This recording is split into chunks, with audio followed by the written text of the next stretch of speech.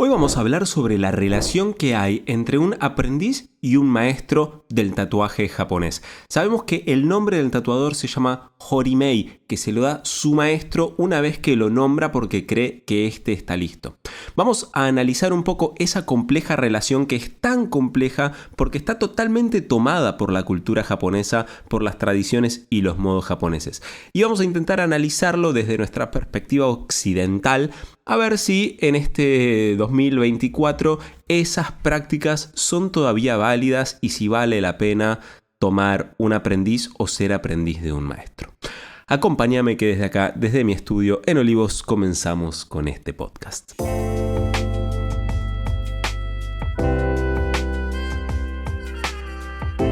Bueno, seguramente habrás escuchado el podcast en el que estuve con el maestro Horicho II, que él contaba un poco cómo fue la relación con su propio maestro, Horicho I. Para que haya un Horicho II tuvo que haber un Horicho I, lógicamente. El fundador de una familia de tatuaje japonés se llama Shodai, que significa el primero. Y acá cuando aparece un segundo a ser aspirante de tatuador, empieza toda una lógica que no solamente se da en el tatuaje japonés, sino que también se da, no sé, por ejemplo, hice el podcast del Aikido, Morihei Ueshiba tomaba uchideshis, o sea, aprendices que viven en la casa, casi como esclavos, podríamos decir, y no uso esta palabra inocentemente, ahora vamos a analizarlo desde la perspectiva de Hegel, de la dialéctica del amo y el esclavo, o mismo las familias de yakuza, o bueno, de cualquier tipo de arte japonés, o mismo de bonsai, toman a personas para que trabajen para ellas a cambio de un aprendizaje. Vamos a analizar un poco esa relación. Porque esa relación también, Horicho, por ejemplo, lo que contaba es que, bueno, no siempre aprendía de su maestro, sino que él era el encargado de hacer básicamente lo que el maestro le pedía y en sus tiempos libres dibujaba. Y que esa relación se extendió durante casi 5 años, que fue cuando su maestro se iba a retirar, él accedió al nombre Horicho II, fue nombrado como Horicho II. Pero básicamente todo lo que hacía no era aprender a tatuar, sino servir al maestro. Si le tenía que cocinar, le cocinaba. Si le iba a hacer las compras, le iba a hacer las compras. En fin, lo que el maestro le pedía, el aprendiz tenía que estar dispuesto a hacer. Lo mismo con Horihide, me contó exactamente lo mismo. Cuando estuve con él en Gifu, hablamos un poco de esta relación maestro-aprendiz y él contaba lo mismo. Su maestro lo mandaba y él obedecía. Así que acá con nuestra mirada occidental podemos traer a juego la dialéctica del amo y el esclavo de Hegel y también la lectura que hace Lacan sobre esa dialéctica. ¿Qué es la dialéctica del amo y el esclavo? Bueno, yo soy una persona que necesita, como todas, un lugar en el mundo. Necesito hacerme mi lugar en el mundo. ¿Y cómo nosotros nos construimos como personas? En psicoanálisis le decimos como sujetos, pero vamos a hablar de personas para que no sea tan abstracto. ¿Cómo yo me construyo como persona? Bueno, a través de la mirada del otro, ¿ok?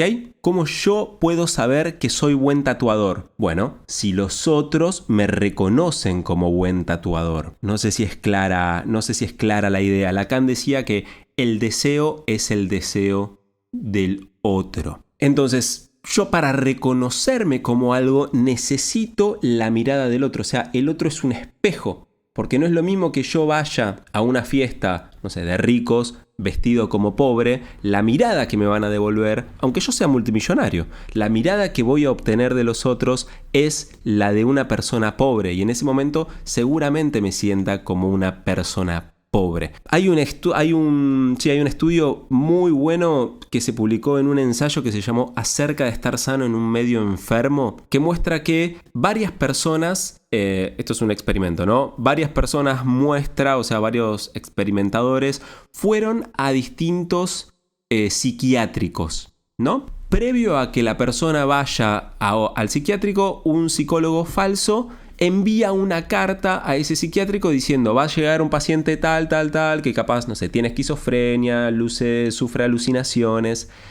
Y a ese paciente, en ese psiquiátrico, y con una persona que estaba simulando ser un esquizofrénico, lo trataban como un esquizofrénico.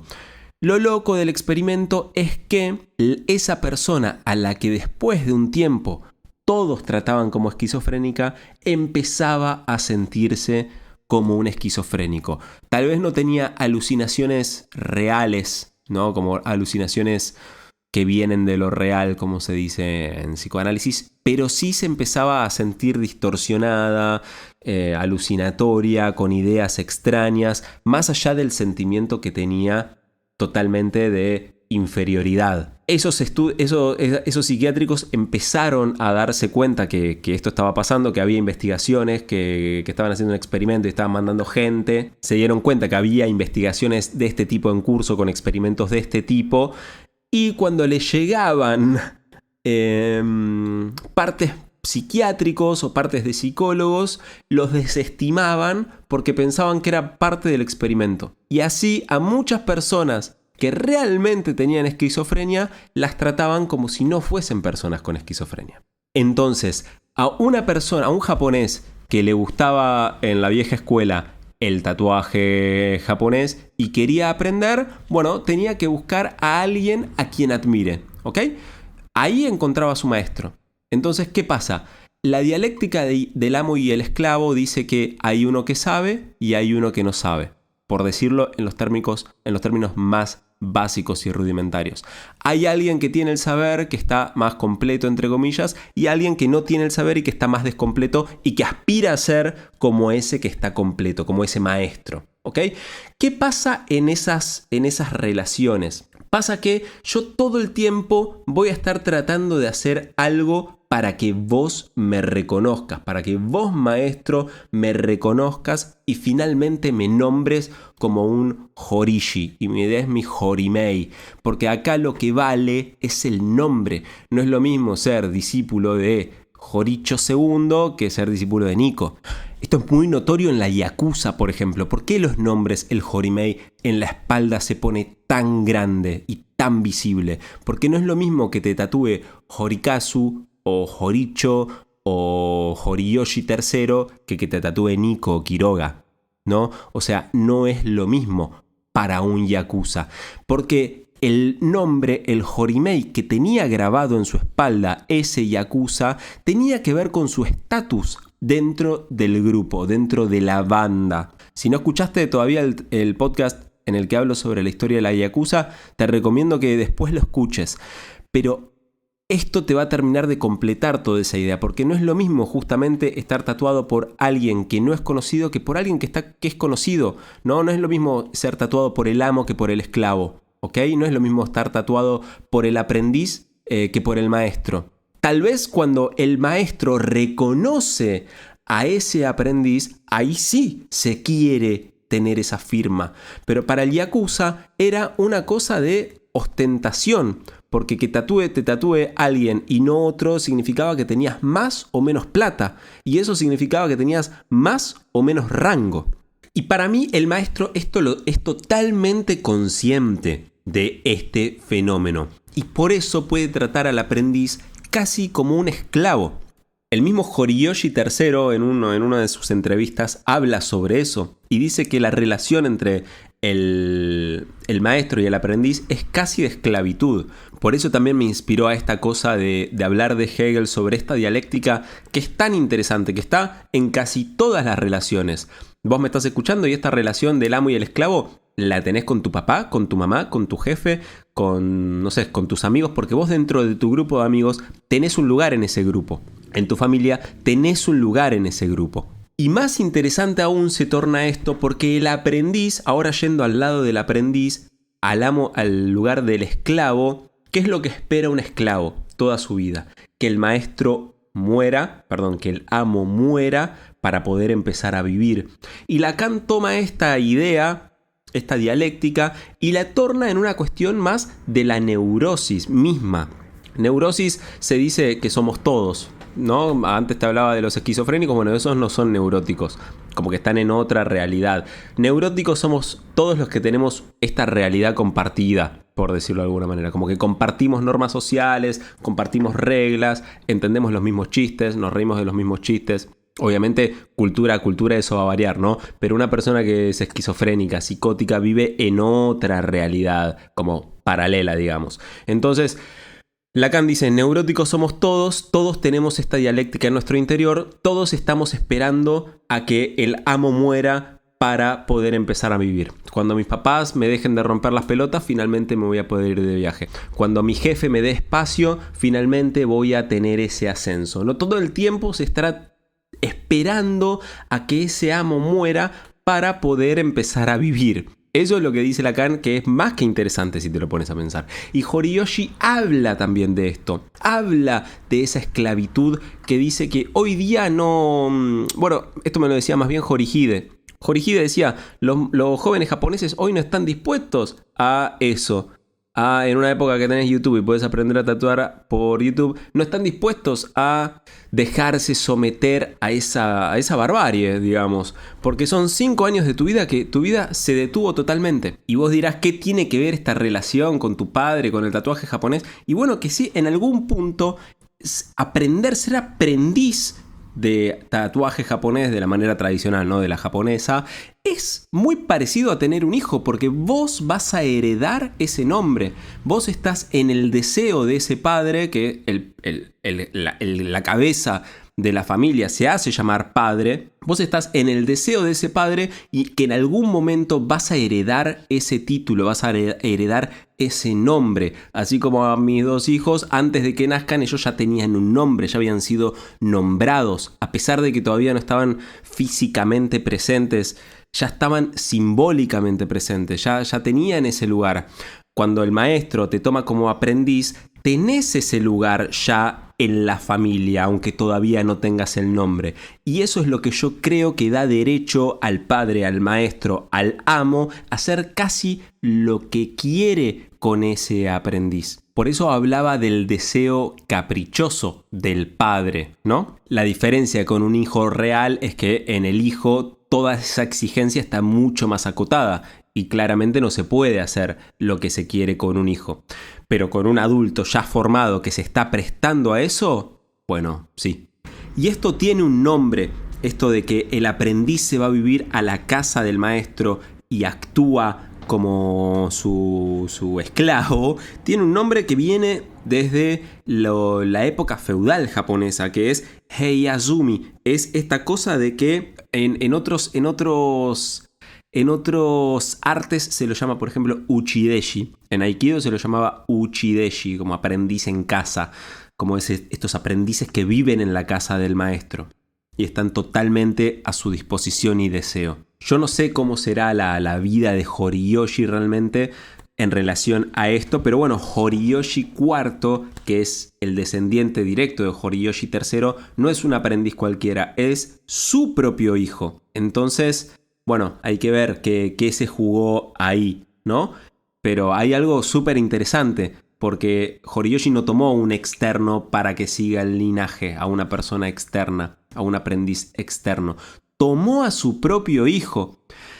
Él teniendo en cuenta esta relación de esclavitud, porque no es que lo estoy diciendo yo, sino que lo leí en una entrevista que hizo él, cómo habla sobre esta relación del amo con el esclavo.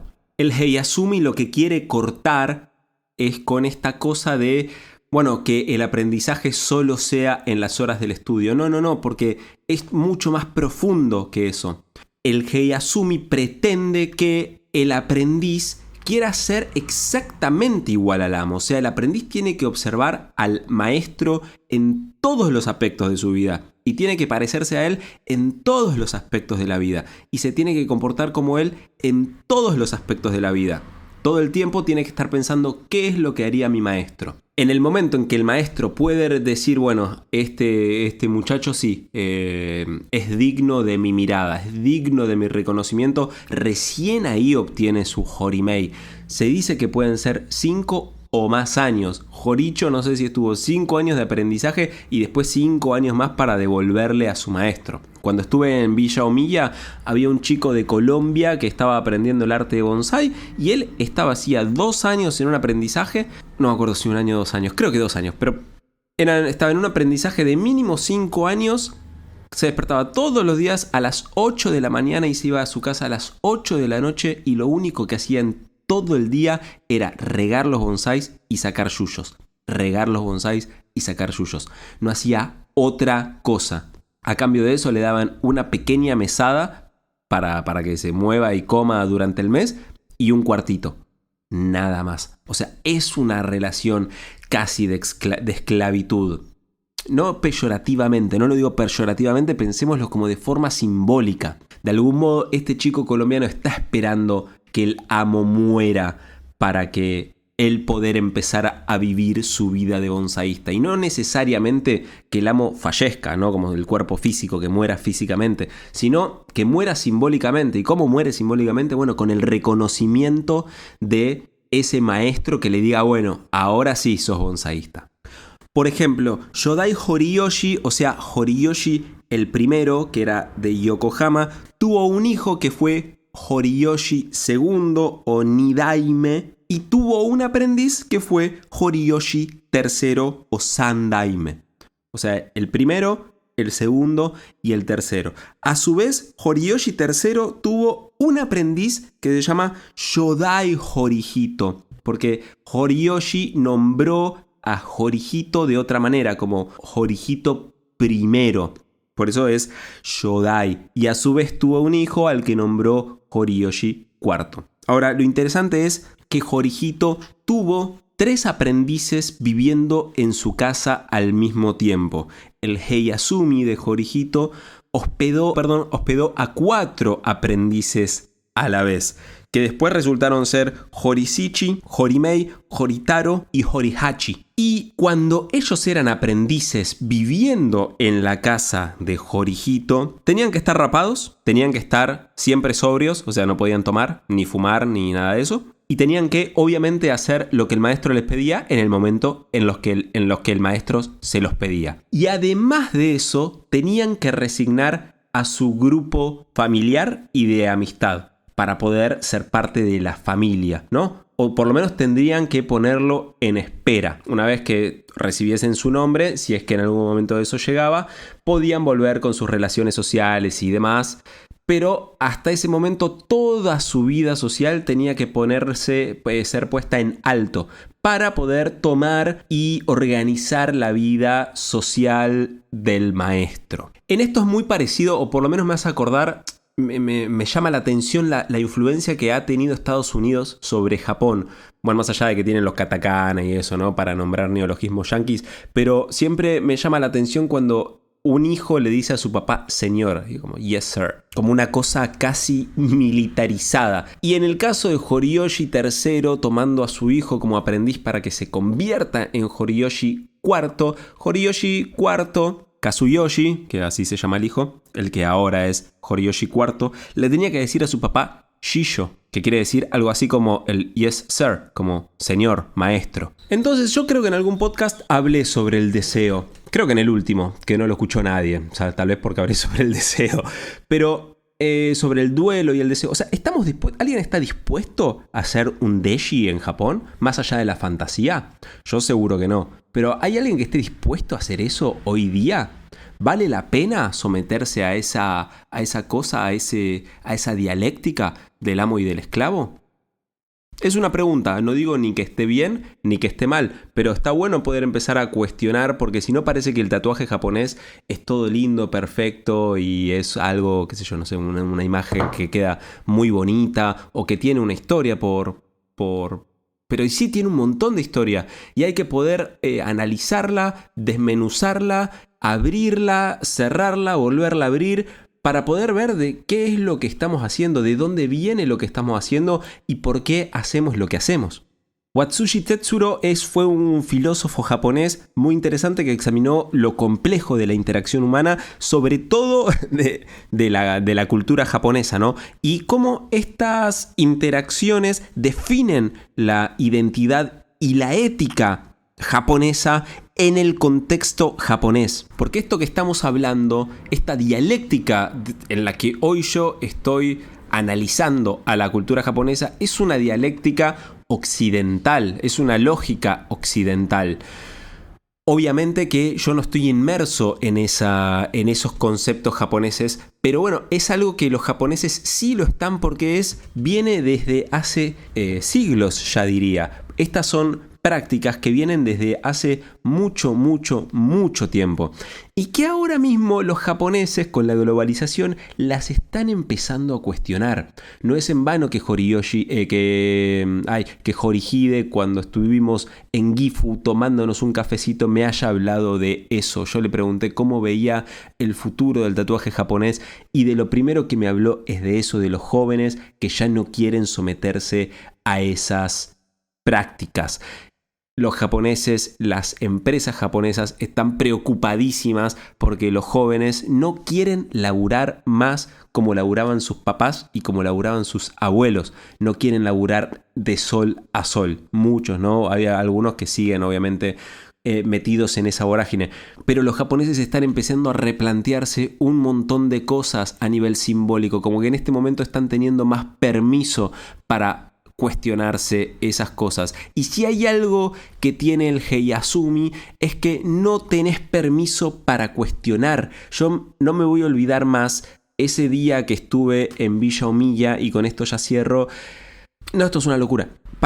Acordate que estoy dando una mentoría sobre tatuaje japonés. Si te querés inscribir, mandame un mensaje y empezá la tuya. Estoy dando 5 cupos por mes nada más, en los que vemos todo sobre el tatuaje japonés. Bueno, te decía, este chico colombiano y muchos otros japoneses, yo que soy occidental y tomé clases de bonsai allá, cuando yo hacía una pregunta, los tipos se hacían los boludos y se acercaban a parar la oreja porque querían recibir un poco de información. O sea, no estaban recibiendo información. No sé si se entiende. Es una práctica en la que vos no vas a aprender, vas a hacer lo que el maestro dice, lo que el amo dice, para que en algún momento ese amo pueda morir simbólicamente y vos ocupar el lugar de maestro. Así que bueno, nada, encontrémonos la semana que viene para seguir hablando de esto que nos gusta, que es el tatuaje japonés. Sayonara.